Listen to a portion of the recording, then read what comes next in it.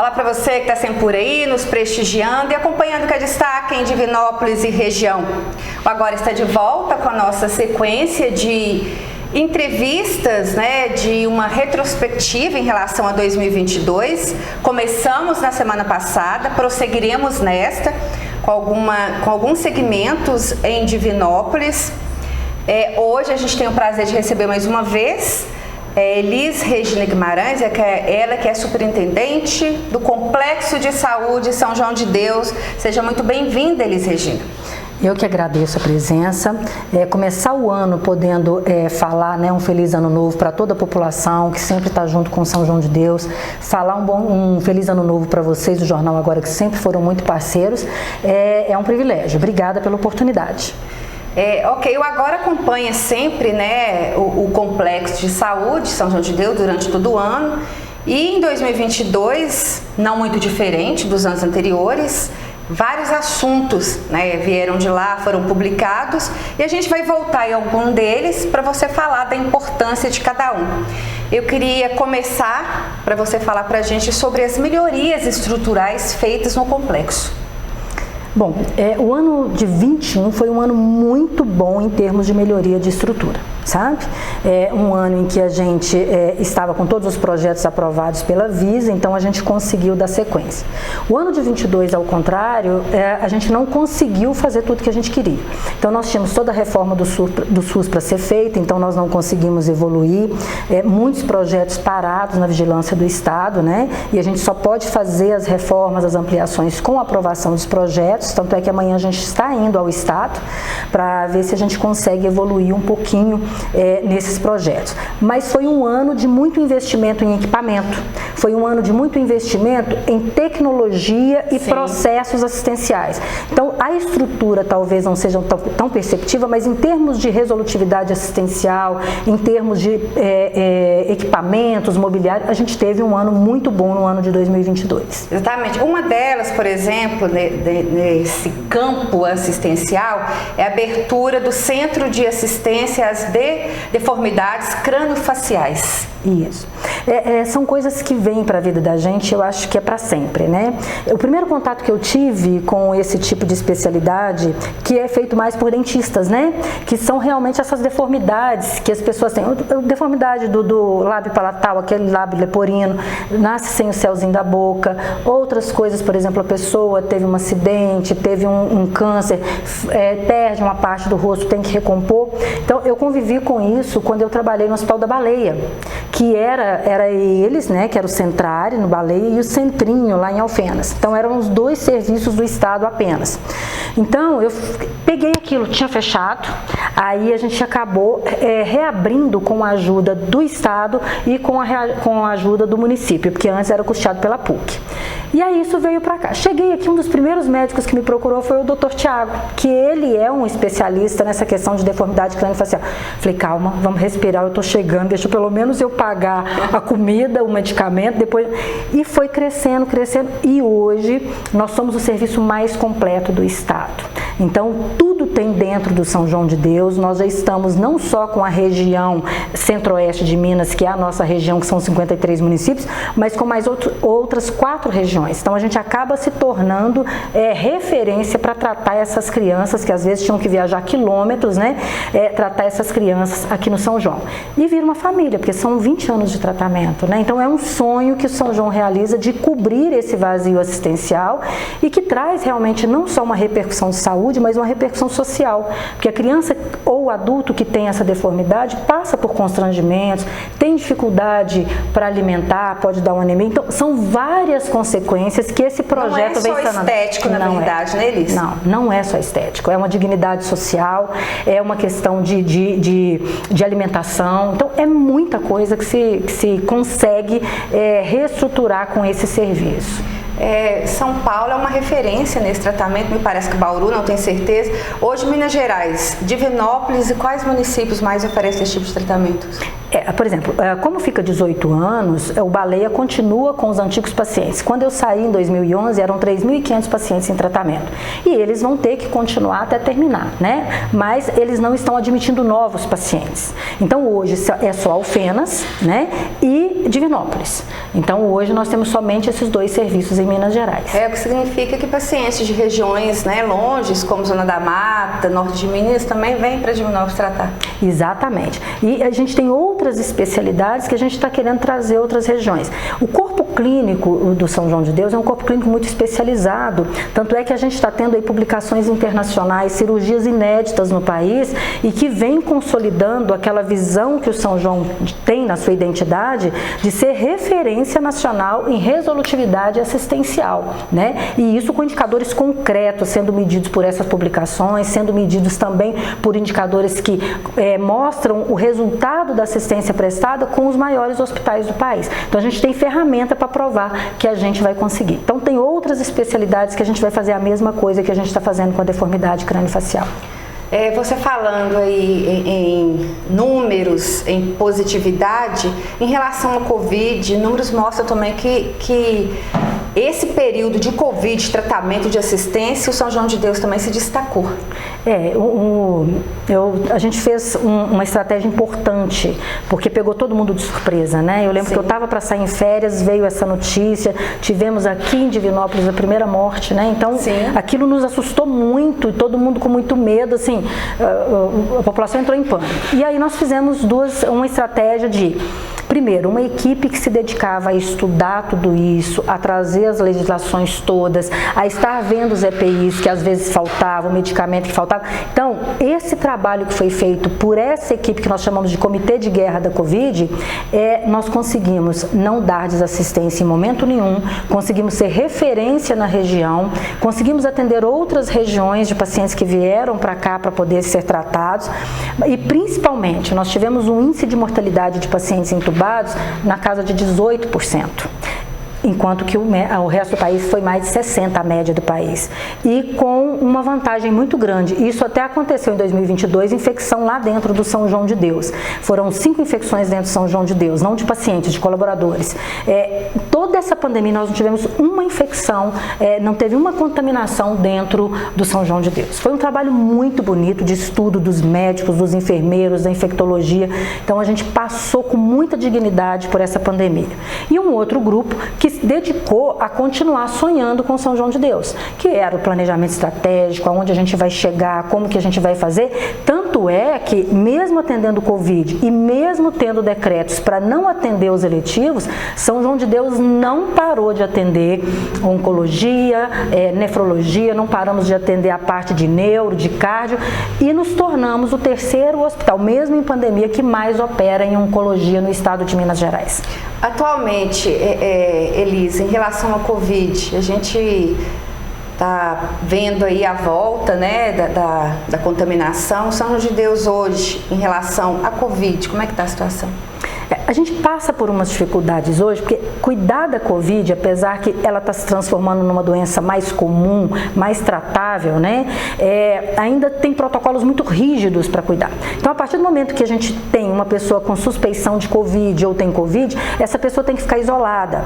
E o Estado, a União, o município já não tem mais programas de leitos específicos para Covid. Então, acaba que você tem que receber essas pessoas, na estrutura normal você tem que fazer os isolamentos, e você acaba perdendo leitos, porque, por exemplo, se eu chego uma pessoa com suspeição, a enfermaria tem 3 leitos, 2 leitos ou 4 leitos. Se eu ponho essa pessoa lá, eu perco os outros 3, o outro... Então, a capacidade da estrutura fica muito complicada. Ainda temos grandes consequências da falta de medicamentos, de materiais, às vezes, justamente por causa da pandemia, e que os preços são exorbitantes, né? Então, o preço não caiu depois da Covid, então o custo aumentou consideravelmente. Só para você ter noção, com todo esse problema, no ano de 2023, está na nossa orçamentação, só em termos de aumento de custo de soro, R$1 milhão a mais no ano, só com o aumento do preço do soro. Em ano eleitoral, eles... questão de emendas, de ajuda política para um hospital que abriga essa quantidade de municípios? Como é que foi em ano eleitoral? Na verdade, esse ano não foi bom para o São João, né? Nós já tivemos aí um trabalho de ganhar 13 milhões de emendas e tudo mais. Esse ano nós tivemos apenas 4 milhões, não chegou nem a 4 milhões de emenda, tá certo? Foi um ano difícil, a gente procura mostrar para a população que quando a gente chegou, a gente precisava de cerca de 49% da receita que não fosse de produção para manter o hospital aberto. Hoje isso está em torno de 14%, mas por que a gente ainda precisa tanto dessa receita não operacional? Porque na verdade a gente paga dívidas anteriores, né? Então a gente chega a pagar quase 30 milhões de dívidas por ano, as dívidas antigas, de todos os parcelamentos, ANS, FGTS, INSS, banco, mas também de ações que foram colocadas, por exemplo, em 2011, 2012. No mês de outubro, nós recebemos uma ação de 2011 de uma empresa lá do Espírito Santo, em que mandou bloquear 3 milhões e 700 do São João na hora. Mandou bloquear. Bloqueia, e era uma ação de 700 mil. Mandou bloquear 3.700. Aí eu falei, gente, não tem como, porque aí bloqueia as contas, você não consegue pagar nem fornecedor, bloqueia mesmo. Aí eu falei, me dá o telefone. Liguei para o advogado dessa empresa, falei dele da seriedade, conseguimos renegociar a dívida por R$2.440.000. Pagamos em 3 vezes. Então, essas coisas vivem aparecendo para o São João de Deus, ações antigas, tem mais um punhado ainda. Então, quando você pensa que você está indo, vem uma ação. Da nossa época, a gente tem ações trabalhistas, que é o comum, mas ações em relação a outras coisas, graças a Deus, nenhuma, entendeu? Então, a gente hoje ainda precisa muito desses recursos, dessas emendas e também da ajuda, por exemplo, dos empresários para adotar um quarto, reformar e tudo mais, porque até 2025 a gente ainda tem que pagar. 2025 é o ano que a gente paga ainda 18 milhões de reais de dívidas, sem nenhuma ação que entrar, e 2026 a gente entra tranquilo, com 6 milhões apenas de dívida para pagar. Então, até 2025 a gente precisa muito desses recursos não operacionais. Assim, a dívida é muito alta ainda, né, a pagar. Muito. Porque, além de pagar a dívida, você tem que reinvestir. Então, você tem que comprar... olha para você ver, a gente tinha 10 salas cirúrgicas. As 10 salas cirúrgicas, os 10 carrinhos de anestesia com 11, 12, 15 anos de uso. Você usa o carrinho? Usa. Só que você tem que utilizar uma quantidade maior de anestésico, e aí, além de você gastar mais, porque um frasco de sevoflurano é R$500, por exemplo, é uma fortuna que a gente gasta por mês. Além de gastar mais, o paciente fica mais sedado. É menos assistência para esse paciente, é uma assistência menos efetiva para o paciente. Quando a gente traz todos os carrinhos novos, que é o nosso caso, o paciente fica menos sedado, recupera mais rápido. Então, tudo isso a gente está fazendo, reestruturando em termos de instrumentais. Neuro, por exemplo, agora chegou 500 mil só de investimento de instrumental para neurocirurgia. Então, são essas coisas que a gente não pode deixar sucatear e a gente tem que estar sempre renovando. Exatamente. Eu ia falar que apesar dessas dificuldades, por exemplo, o bloco cirúrgico, que é referência, não só na região, mas em Minas Gerais, por exemplo, teve esse investimento com equipamentos novos em 2022. 2022, nós tivemos muitos investimentos, carrinhos, a parte de camas, nós tivemos investimentos também nos instrumentais, que foram muitos. Então, vários investimentos foram feitos. E agora a gente está querendo um recurso para ampliar de 11 salas para mais 4 salas e toda a conformidade de vestiário, de expurgo e assim por diante. Então, a gente tem um espaço para crescer, que é o que a gente quer fazer agora. Exatamente. Para finalizar, você falou de vários investimentos, fez esse balanço aí. Também o hospital está prestes a começar o centro de imagens. Agora já tem uma data prevista, é 2023, como é que está a situação? Pois como que você, às vezes, não é mandando um funcionário embora que você faz as economias necessárias, ao contrário, você perde o recurso que já está treinado, que gosta do hospital. Você economiza, você otimiza recursos a partir do momento que você faz uma assistência bem feita. E essa assistência bem feita, ela quer dizer, inclusive, tem uma metodologia que chama espaguete, que você vai vendo o percurso que os funcionários fazem, que o paciente faz, e a perda de tempo que você tem com isso. Então, o São João tinha a imagem, só que uma lá no prédio 2, a outra não sei aonde. Então, o que a gente está fazendo? Juntando tudo. Aí eu otimizo recursos de enfermagem, de recepção, de vestiário, de várias coisas, até dos médicos e do caminhar dos pacientes ali dentro da instituição. Tá tudo tudo pronto, o dinheiro está lá, tudo certinho, falta aprovação da vigilância estadual para que essa obra termine. Amanhã a gente vai estar com o secretário estadual de saúde pedindo realmente, a gente entende a questão da vigilância sanitária, que tem que ser muito cuidado, mas o projeto está muito bonitinho, está muito lindo, atendendo às normas, né? É um prédio de 52 anos, tem que se considerar tudo isso, né? Então a gente vai conseguir, se Deus quiser, a gente termina esse centro de imagem agora no São João de Deus. Exatamente, eu falei para finalizar, mas a gente não podia terminar sem falar da conquista do selo. Pois é, foi... Gente, assim, a equipe eu nunca vi... Eu tô há 6 anos. Sim. Sempre tive na equipe médica e na equipe de colaboradores a força do São João de Deus. Foi isso que conseguiu fazer com que São João de Deus recuperasse, tivesse a transparência que tem, a ética que tem. É uma equipe muito motivada. Mas eu nunca vi uma equipe tão feliz, chorando e falando, gente, a gente conseguiu um sonho e tudo mais. Eu arrepio, porque foi muito bonita a conquista. A gente já tinha uma conquista grande, que era o DRG, que era essa análise do resultado assistencial, onde o São João está muito próximo em assistência dos melhores hospitais do país. Falta equipamentos modernos mesmo, falta um PET scan, falta realmente a cirurgia robótica, mas em termos de resultados assistenciais, a gente está muito próximo dos grandes hospitais. Então a gente já tinha tido essa conquista, que a gente precisa se comparar para melhorar. Se não tiver número, você não consegue melhorar. Então o paciente já tinha ganhado muito com isso. E aí era o outro sonho, era conseguir essa certificação. É uma certificação nacional, ela foi criada em 1998 pelo Ministério da Saúde. Em 99 criou-se o primeiro manual e essa acreditação era dividida em 3 níveis. E é em 3 níveis justamente porque é muito dispêndio de recursos para poder adquirir e é muito esforço para você poder ser certificado. É uma certificação que é feita, auditada em todo o hospital. Se, por exemplo, a recepção não tiver de acordo, o hospital não é certificado, então o hospital tem que estar em conjunto, desde o paciente lá na casa dele até o follow-up lá. A auditoria é feita por médico, por enfermeiro, por administrador, que vem garantir que aquilo que está escrito, porque o grande legado que essa gestão quer deixar é que amanhã, se a gente for embora, está tudo registrado. Se a Elis for embora, qualquer pessoa que vier vai estar com tudo escrito como que faz as coisas, para que o São João não corra risco novamente de ter suas atividades com ameaças de serem interrompidas. Então, a acreditação vem trazer isso. Tudo que se faz é mapeado, tudo tem cadeia cliente-fornecedor. Então, olha, eu preciso que esse jornal chegue para mim desse jeito, nessa hora. A gente assina junto e a gente acorda. Se por um acaso você não conseguiu, você vai atrapalhar o processo todo. Quem recebe esse problema? O paciente, porque vai atrasar a assistência dele e assim por diante. Então, a ONA, ela vem trazer essa garantia de que as pessoas trabalhem em processo contínuo, da forma correta, com otimização de recursos. Então, não é a Elis que acha bonito o jornal ficar aqui. Tem regra para isso, sim, tem lei para isso, tem processo desenvolvido para isso. E a ONA traz no nível 1 dela a segurança do paciente. Os equipamentos estão todos calibrados, os funcionários estão todos treinados, a limpeza está sendo feita corretamente, existe segurança de que a cirurgia que é na perna esquerda está sendo feita na perna esquerda. Então, ela traz principalmente a qualidade e a segurança do paciente, e não só do paciente como da estrutura. Eu tenho que mostrar que eu tenho uma estrutura de gestão que vai dar perenidade para o hospital. Aí, fomos acreditados nesse nível 1. Olha que maravilha. A equipe ficou muito feliz. Nível 2 é processo.